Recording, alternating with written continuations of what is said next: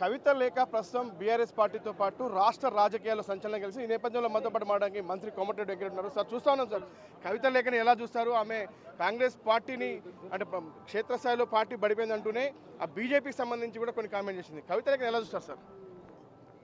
అది కవిత కామెంట్స్ కాదు. కేటీఆర్ గారు, హరీష్ రావు గారు 2 రోజులు కూర్చొని ఆలోచించి డ్రాఫ్టింగ్ చేసి అమెరికాకి వచ్చే ముందు 1 రోజు ముందు దాన్ని రిలీజ్ చేయడం జరిగింది. మీకు ఆ మాత్రం తెలుసుకోకుండా మీరు టీవీ ఛానల్స్ నడుపుతున్నట్టే నాకు కూడా బాధ అనిపిస్తుంది. నాలాంటి సీనియర్ నాయకుడిని మీరు అలాంటి ప్రశ్నలు అడగడం కూడా తప్పు.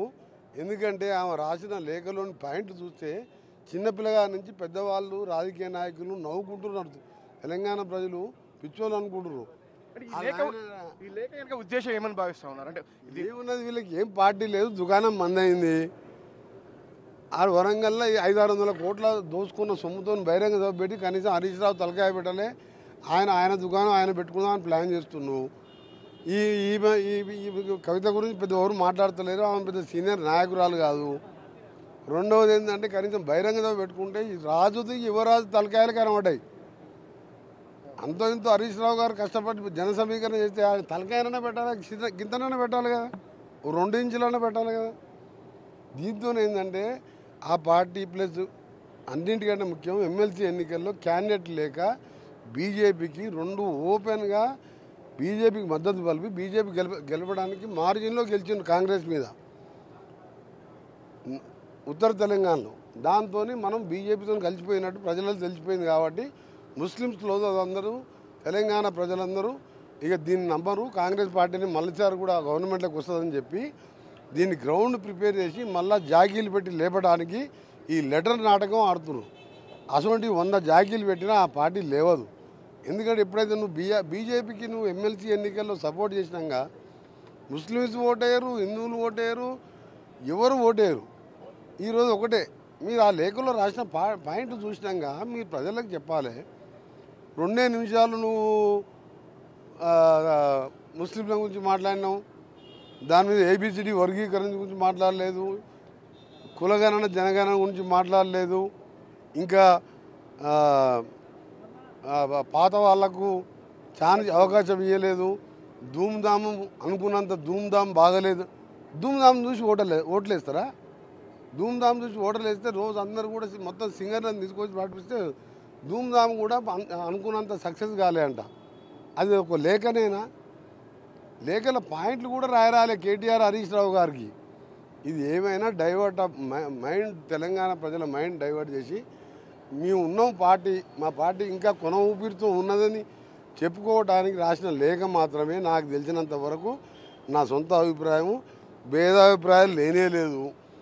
బీఆర్ఎస్ పార్టీలో వాళ్ళ సామాజిక వర్గంలో ఎప్పుడు కూడా అంత యునైటెడ్గా తక్కువ జనాభా ఉన్నది కాబట్టి ఏ పార్టీలో ఉన్నా కలిసే ఉంటారు. అసలు ఒక కుటుంబం విడిపోద్దంటే నమ్ముతామా మనం?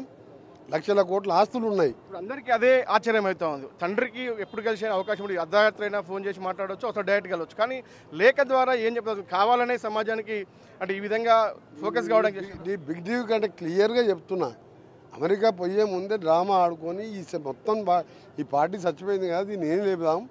మనం ఎప్పుడైతే బీజేపీ ఎమ్మెల్సీలకు సపోర్ట్ చేసినామో మన పార్టీని నమ్మటం లేదు. రేపు స్థానిక సంస్థలు 2 నెలల్లో రాబోతున్నాయి. మనం ఒక జిల్లా పరిషత్ గెలవం, ఒక మున్సిపాలిటీ గెలవం. ఇంటెలిజెన్స్ వాళ్ళు ప్రైవేట్ సంస్థలతో సర్వే చేయించుకొని హరీష్ రావు, కేటీఆర్ 2 సార్లు భేటీ అయ్యారు. మళ్ళీ హరీష్ రావు వెళ్ళి కేసీఆర్ని ఫామ్ హౌస్లో భేటీ అయ్యారు.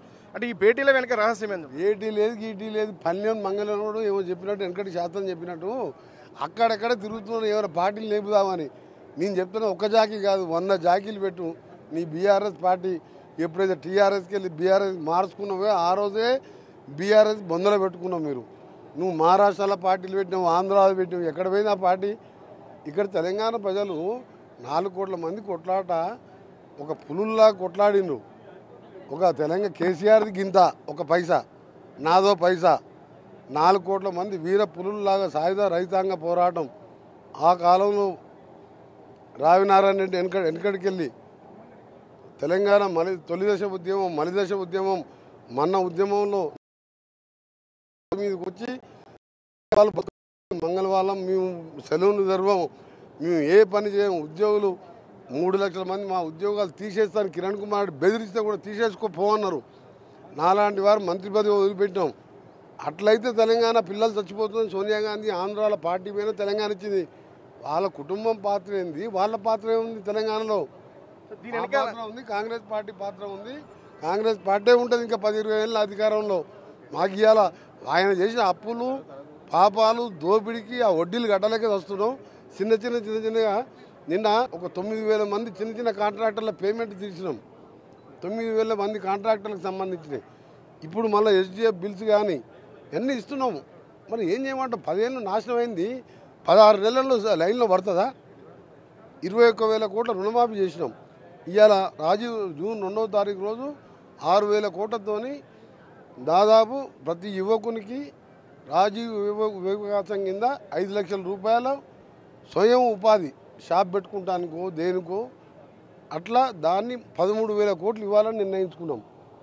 ఈ లేఖ లీక్ వెనకాల కాంగ్రెస్ పార్టీ ఉన్నది, ముఖ్యమంత్రి రేవంత్ రెడ్డి ఉన్నారని ఒక వార్తలు వినిపిస్తూ ఉన్నాయి. దాన్ని ఏమంటారు? రేవంత్ రెడ్డికి ఇక బీఆర్ఎస్ సంబంధం ఏంది? పొద్దున్న అయితే రేవంత్ రెడ్డి మీద వాళ్ళు మీరు రాసింది కేటీఆర్ హరీష్ రావు ఇంట్లో కూర్చొని రాసిండ్రు. 16 తారీఖు ఫ్లైట్ ఎక్కించు నువ్వు. ఆమె వచ్చే ఒక రోజు ముందు రిలీజ్ చేస్తాం. ఇదో సెన్సేషన్ అయితే అనుకుంటే ఏ పేపర్లో చూడు గింత ఇచ్చింది వాళ్ళు. ఆమె ఏమంటుంది? బీజేపీని 2 నిమిషాలు ఎందుకు ఇచ్చావు? కులగణం గురించి ఎందుకు మాట్లాడలే? ABCD వర్గీకరణ అంత పెద్ద నాయకుడు 80,000 పుస్తకాలు చదివిన నాయకునికి ఈమె ఒక్కసారి ఎంపీ ఏదో గాలిలో గెలిచి ఈమె సలహాలు ఇస్తుంది. కేసీఆర్ ఏమంటాడు?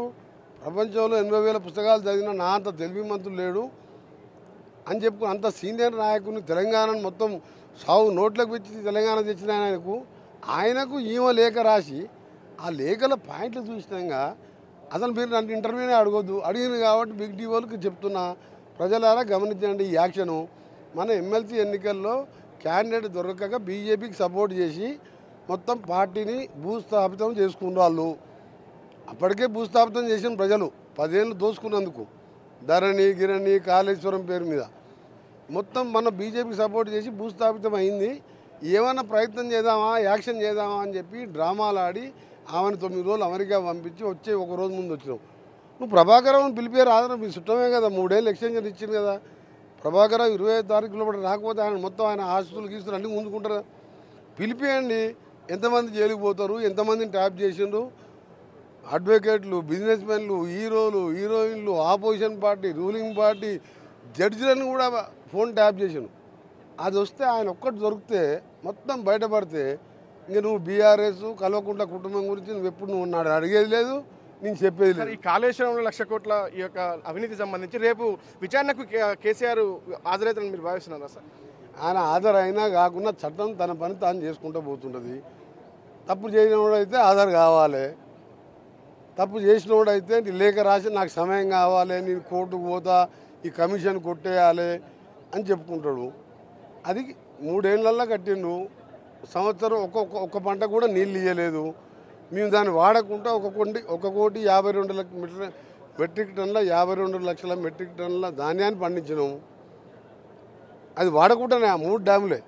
మేము 9 ఏళ్ళు కడితే గ్రావిటీ ద్వారా నీళ్ళు వస్తే సంవత్సరానికి 20,000 కోట్ల కరెంటు బిల్లు మిగులుతుంది. కడతప్పుడే వద్దన్నాం. NDSA వాళ్ళు ఏమి ఇచ్చిండ్రు? మేడిగడ్డ ఒకటే కూలిపోయింది. ఇప్పుడు అన్నారం సుందిల్లో కూడా త్వరలో కూలిపోతుంది, ఒక్క పెద్ద వర్షం వస్తే కూలిపోతుందని చెప్పిండ్రు. NDSA అంటే మాది కాదు, కేంద్ర ప్రభుత్వం చట్టం రూపేణ పార్లమెంట్లో తీసుకొచ్చి రాష్ట్రపతి ఆమోదంతో వచ్చిన నేషనల్ డిజాస్టర్ అది NDSA. వాళ్ళు ఇచ్చిన నివేదిక ఉన్నది. ఆ నివేదిక ప్రకారం ఆయనే చెప్పుకున్నాడు, పేపర్ కటింగ్ ఉన్నాయి, టీవీ కటింగ్, నేనే చీఫ్ ఇంజనీర్ని, నేనే రూపకర్తని, ఈ ప్రపంచంలో 8వ వింత, ఈ డిజైన్ అంతా నేనే చేసిన అన్నారు. అవును, నువ్వు తప్పు చేయనట్టయితే కమిషన్ ఇచ్చిన డేటుకు పోవాలి. పోకుంటే ప్రజలకు డౌట్ వస్తుంది. ఏంటంటే ఈయన తప్పు ఉంది కాబట్టి పోతలేడు, కోర్టుకు పోతున్నాను అనుకుంటారు. ఇవన్నీ కూడా చట్టం పరిధిలో కమిషన్ పరిధిలో ఉన్నది కాబట్టి ఎక్కువ మాట్లాడడం మంచిది కాదు. ఏది ఏమున్నా సరే ఈ లేఖ గురించి మీరు ఎక్కడ రాయకండి. ఇది డ్రామా. కేటీఆర్ హరీష్ రావు కూర్చొని రాసి ఈ బీసీల గురించి మైనార్టీలను దగ్గర చేసుకుందాం, మళ్ళీ బీజేపీకి మనం సపోర్ట్ చేసినందుకు మన క్యాడర్ మొత్తం నార్త్ తెలంగాణలో పోయింది. ఆల్రెడీ దక్షిణ తెలంగాణ భువనగిరి, మన ఖమ్మం, నల్గొండ, మహబూబ్నగర్లో 36కు 33 సీట్లు గెలిచినాం మేము. అది కూడా ఎట్లా ఒక్కొక్క సీటు 60-70 వేల మెజార్టీ. ఒక పార్లమెంట్ 6 లక్షలు, ఒక పార్లమెంట్ 3 లక్షల మెజార్టీ. ఏడుంటుంది పార్టీ అంత పెద్ద మెజార్టీ? ఇప్పుడు ఉత్తర తెలంగాణ కూడా మొత్తం పోయింది. ఏం చేయాలి? వీళ్ళిద్దరు కూర్చొని ఎట్లా చేద్దాం, ఇది కొన్ని సీట్లను తెచ్చుకుందామా, బీజేపీతో అలయన్స్ పెట్టుకుందామా, ఈ లేఖల పేరు డ్రామా ఆడి పార్టీని బతికించుకుని ఉన్నట్టు ఉండి ఎన్నికలప్పుడు మరి బీజేపీతో పొత్తు పెట్టుకుంటాం, ఏం ఆలోచిస్తున్నా నాకు తెలియదు. కానీ ఈ లేఖ మాత్రం వాళ్ళ కుటుంబంలో ఆడిన డ్రామా మాత్రమే. ప్రజలు ఎవరు కూడా నమ్మొద్దని చెప్తున్నా. మా కాంగ్రెస్ నాయకులు కూడా మీరు దీని మీద ఎక్కువ పెద్ద స్పందించకండి. ఆ లేఖ కాదు, పాడు కాదు. నువ్వు 2 నిమిషాలు మాట్లాడినావు, బీజేపీని 2 నిమిషాలు తిట్టినావంటే మరి ఈయన రాసిచ్చేది ఉండే స్పీచు. కేసీఆర్కి స్పీచ్ రాసిచ్చి 30 నిమిషాలు బీజేపీని తిట్టు, కులగణం గురించి మాట్లాడు, వర్గీకరణ గురించి మాట్లాడు, ఈమె రాసిచ్చిపోతే అయిపోతున్నాయి కదా. అంత పెద్ద మేధావి నాయకుడు 80,000 పుస్తకాలు చదివిన కంటే ఎక్కువ తెలివి ఉంది మాకు. ఆ లేఖ చూస్తే నవ్వొస్తలేదా మీకు? నాకైతే బాగా నవ్వొస్తుంది. మా వాళ్ళు కూడా అందరూ నవ్వుతుండ్రు, జనరల్ ప్రజలు నవ్వుతుండ్రు, టీఆర్ఎస్ కార్యకర్తలు కూడా నవ్వుతుండ్రు. కొట్లాడేది ఉంటే వీడు ఉన్నప్పుడు ప్రెస్ మీట్ పెట్టింది అదే మొత్తం దోసుకున్నావు, మొత్తం అది ఇది అని చెప్పి వాళ్ళు ఆయన తిట్టాలి. ఆమె అమెరికాలో ఉండి లేఖ రిలీజ్ చేసినది. బిడ్డ తండ్రి దగ్గరికి పోయి నాయన నువ్వు తప్పు చేసి చెప్పరాదా? లేకపోతే ప్రెస్ వాళ్ళు మీ వేసి ఉంటే పిలిచి చెప్పరాదా? ఇవో లేఖ రాస్తానికి పెద్ద లీడరా? ఒకసారి ఏదో గాలి ఎంపీ అయింది, 2వ సారి ఓడిపోయింది. నువ్వు 6 సార్లు గెలిచినావు, ఏమైనా ఉంటే నీతో మాట్లాడతలేనా? ఆమె ఏదో జాతీయ నాయకుడు రాగల లేఖ రిలీజ్ చేసింది. నేషనల్ హెరాల్డ్ కేసులో రేవంత్ రెడ్డి పేరు చార్జ్ షీట్ లో పెట్టడం జరిగింది. దీనికి సంబంధించి ఏంటి సార్ బీజేపీ కుట్ర? రేవంత్ రెడ్డికి దానికి సంబంధం లేదు. రేవంత్ రెడ్డి గారు అప్పుడు పీసీసీ ప్రెసిడెంట్. నేషనల్ హెరాల్డ్కు రేవంత్ రెడ్డి సంబంధం ఏంది? ఏంటంటే ఇదేదో ఇది డైవర్ట్ చేసి కాంగ్రెస్ ముఖ్యమంత్రులు ఇద్దరు కర్ణాటక తెలంగాణలో ఉన్నది బలంగా ఉన్నది ఏదో విధంగా బ్లేమ్ చేయాలని. సోనియా గాంధీ, రాహుల్ గాంధీ పాత్ర లేదు. దేశం కోసం ప్రాణాలు, ఇందిరాగాంధీ, రాజీవ్ గాంధీ ప్రాణాలు వదిలిపెట్టి మాంసం ముద్దలు అయిపోయి 1000 కోట్ల ఆస్తి జవహర్లాల్ నెహ్రూ లండన్లో భారతదేశానికి కొనేంత ధనవంతుడు. ఇవాళ వాళ్ళు ఉండేది గవర్నమెంట్ క్వార్టర్లో. అలాంటి కుటుంబానికి ఈ నేషనల్ హెరాల్డ్లా చేసే అవసరమా? ఇదంతా రాజకీయంలో భాగంగా సోనియా గాంధీ, రాహుల్ గాంధీతో పాటు మా ముఖ్యమంత్రి గారిని కూడా కావాలని బ్లేమ్ చేయడానికి చేసింది తప్ప ఈయన పీసీసీ ప్రెసిడెంట్, ఈయనకి ఏం సంబంధం? మా ముఖ్యమంత్రి గారికి ఏం సంబంధం? ఇదంతా కూడా పుట్టిన నాటకమైంది. Thank you sir.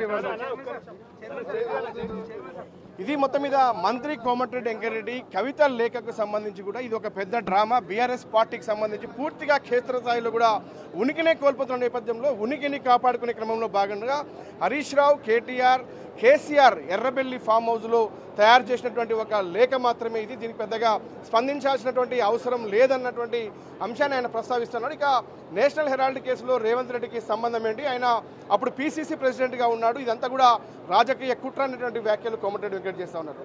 ఇప్పుడే శ్రీనివాస్తో వాసుదేవ్ రెడ్డి, బిగ్ టీవీ, హైదరాబాద్.